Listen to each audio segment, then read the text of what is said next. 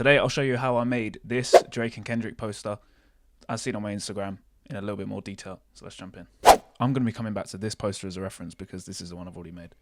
But I'll show you the document settings. So on new, I use 3840 pixels by 4800. It's what I use for most of my posters on my page. So I'd recommend it definitely. Now, a lot of people ask me in the comments how I got high quality images of the artist, and I know that a lot of people struggle with this. It's just a very simple feature on Google image search. So if I search for a photo of Drake, if I come over to images here and then pick tools, you can alter the size of the image. So if you go on large, it's going to offer you a lot more high quality images. So here's just an example. You can see it's like 2000 pixels, so it's much better quality.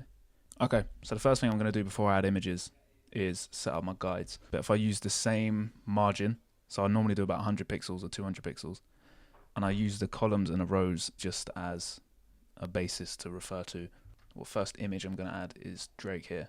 When it comes to masking this, the most common thing I would use is select and then subject. That's masked out everything but his face really. So what I'll do now is I'm just going to drag it off to one side, adjust the size a bit. Now I just want both of these faces I'm going to use to be equal in size and somewhat the same placement. Okay, so the second image I'm going to put in is obviously Kendrick now. So I'm going to paste this image in, use the same method as with Drake's image. So select subject, mask it down here, try and reach the same size in the face. So I'll say about there is just about right. Right, so the next step here is I'm going to be filling in the empty areas. So I'm going to do that using Generative Fill. So if you take the marquee tool by pressing M, and then if you're not seeing this bar here, come up to Window and press Contextual Taskbar, and then it will come up for you. So once you've just highlighted the area that you want filled, click on Generative Fill here, and then you don't need a prompt, so you just click Generate. And it's going to fill it in based on what's already in the image to make it blend. Okay, so I'm going to pick this option here, and then it's never going to produce the same option twice. So the original poster I made, you can see it created this weird, almost like letter-looking visual. Next step is I'm going to create these bars. So this orange bar that comes up the middle and then the top bar. Very simple. Just grab the rectangle tool, and I'm going to bring it down from just below that top line. Okay, just go on fill, change the color fill. I have mine on orange. Then just going to move the layer underneath the images just so it's masked behind it, and then use the alignment tool up here to make sure it's centered. It's going to do the same thing with the top rectangle. Just going to drag that across, change the fill color back to black, and then after this I added my text. It's going to get the text tool again. I think I used 8 point, change that to white, and then here's where I just typed in my stuff. Just add in whatever text you want. Mine I normally can put in my own website in, and then duplicate that, use Command J, drag that across to the other end, make sure it's against the margin so you know it's aligned. Change it to whatever you want, Command J again, and then center that using the alignment tool. And then I had rap battle. And then just adjust your type options how you want. I think I put this on about 200 spacing, and then change that to the same orange color. Next step, now I'm going to add the main text. So I'm using the same font. Let's change it back to black, put it on all caps here. So I've got my character options here. This is a useful one. Just change it to all caps and change it off of all caps. I think I've had it around 180. So Command T to select, hold Shift to rotate in equal increments. And then we're going to adjust that here. Just going to line that up with the top bar, place it under the images, and then just duplicate that, flip it round, and then I'm just going to change that to Drake.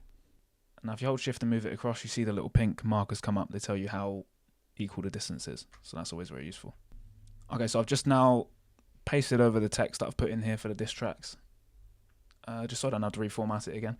But it's very simple. We'll just put a negative tracking on and made the space equal between the track numbers and the actual start of the track names. And I'll show you how I added effects on it later. Okay, next step now is I'm going to add these crosses. You see these small crosses here? I normally just use them as a small detail in my work. It just makes it a little bit, I like a kind of like technical look, so I go for that a lot. So what I'll use is rectangle tool, so just press U, and you want to make a very small, so I'll do 2 by 12 here. And what I'll do is I'll make 2 of them, just use Command J to duplicate it, rotate it 90 degrees, and just make sure that they're central on each other. Once you've done that, highlight both the layers, Command E to combine it, and then these are just an individual piece that you can just throw around anywhere. So I just used it to line up the text assets. So just Command J, duplicate it, hold Shift to keep it on the same line, and then put them all in the same folder and add a color overlay to just whatever color you like. It just makes it easier. Once you've made them into a group, just going to name that crosses. And then from there, you can just put it wherever on the canvas. So just Command J again, rotate. I'm going to shift it over to the other side, the exact same effect, and then just move them both down. And then from here, you can see that's then another copy. I'm going to shift that upwards onto the top bar, how I have it in the other piece. Color overlay, change it to white. And it's as simple as that, really. And then you can just paste it anywhere you want on there. Okay, so now let's move on to this album text here. So this is very simple, but I kind of like the effect that it's on an angle. So I've just pasted the text name over into this document. I'm going to show you how I've done it. It's very simple. It's just each line, I'm just going to use the tab key. And then each time I come onto a new line, just double it. So that's twice. This will be 3 times, 4, 5, and you get the gist. So I'll just do the rest of this and then repeat it with Drake's tracks as well. Okay, so I'm going to show you how I've got this color. It's sort of like an off-white and grey color that I've put across the images and sort of the whole piece. So if I come onto this document and then just above the top bar and text, which is everything below that I want formatted, click on gradient map. And I'm going to change this to my pre-saved. I've got a sort of off-white and grey kind of one here, and put that on reverse, and it will change all of the color values to these colors selected. So they're very useful and I use them a lot in my work. The only problem now is this bar that was orange is now grey. So I'm going to move that above the gradient map, but you see then it's above the images. So I'm just got to do a bit of masking here just to hide it. So I'm going to select Drake's mask and select Kendrick's mask and then put that on the bar. So there you go. So this next step here, I'm going to show you how I texture my type on my pieces. So I'm going to come over to my piece here, and what I'm going to use is a texture pack that I've downloaded from Andre Azizov, I think is how you say it. He's also on Instagram, and he's got this really good glow layer style that gives text a bit of depth, and you can adjust it to sort of suit it to your needs. So I'm going to put this on the main names. So I'm just going to go on paste layer style here. By default, it's white. So I'm just going to drag both of them into a new group and put color overlay on it so you can see it. And you can see it adds sort of a little bit of thickness to the text and a shadow. So it makes it almost blend in with the background a little bit better. I also applied this to the track names. So here, I'm just going to come over to the same text layer, press paste layer style again. Color overlay the folder so that you can see it. And immediately you see it's too thick. If I zoom out, it's just an absolute blur. So we're going to adjust the values of that. So for each value, I'm going to get this and half it. So I reduce each one by just under half. Just over half. And you'll see how the effect slowly gets more subtle. There you go. So you still see it, except it's now readable, fits in much better overall. Originally, these numbers were orange. So what I'm going to do to mimic that is just duplicate this track titles folder with the whole thing in. And then change the color overlay to orange. So you can see it has this same effect here. Now it's just as simple. You just get the marquee tool, highlight the numbers which were orange before, and just mask it. So then you've got an orange folder and a black folder. I'll just repeat that on the other side. Okay, so now to add that sort of grungy outline on the text, after I've added this ink bleed effect, so what I'll do is I'm just going to put it on the Kendrick and Drake text just to show you to start with. The group that the text is in, I'm going to duplicate it and convert it to a smart object. So I only duplicate it so I have a backup, so that if I ruin this one, I've still got the original text layer and I can just restart. So I'm going to select the duplicated layer and then come on filter, stylize and diffuse. Now you can see just from doing this, it sort of roughens the edges straight away. You can change the options, you can make it just dark edges, just light edges, and the and it's a tropic, I'll just use normal.